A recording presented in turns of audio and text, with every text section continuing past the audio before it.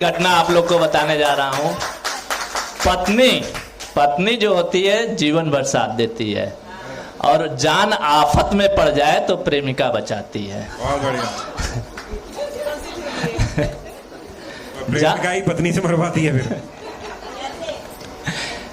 इस एक पति पत्नी थे और उसकी पत्नी का चक्कर किसी और से चल रहा था।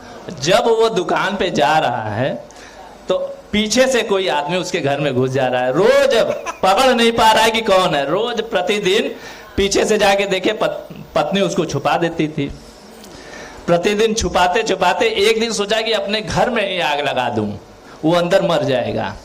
अब वो आग लगा दिया और प्रेमिका क्या है कि अरे बाप रे बाप, ये हमारे जनरल भाषा में वहां के जो हमारे घरे का जो नैहरे से आयल बकसवा में हमारे नैहरे का साड़ी बा, बहुत गिफ्ट बा ना बची। तुरंत वो गिफ्ट हमारे बहरे आए चाहिए, हम जान दे दे। सब आदमी जुट करके वो बक्से को बाहर ले आए और बक्सा में छुपा था। इस तरह से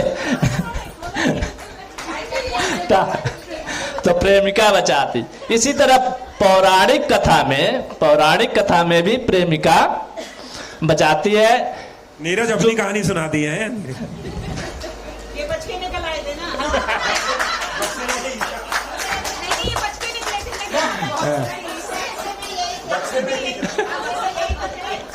हल्के फुल्के छोटे बन भी जाएंगे। पौराणिक कथा में भी ये प्रेमिका जान से बचाई थी।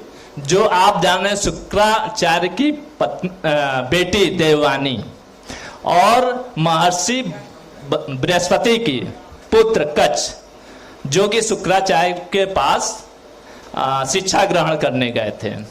तो देववानी को प्यार हो गया, मतलब उन पे मोहित हो गई।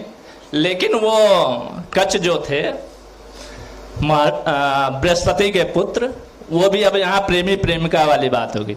अब उनको जो दैत्य थे मार करके और राख बना करके पिला दिए शुक्राचार्य को ही। अब प्रेमिका अब खोज रही है देववानी कहाँ गए। अब शुक्राचार्य नशे में, उनको पता ही नहीं है।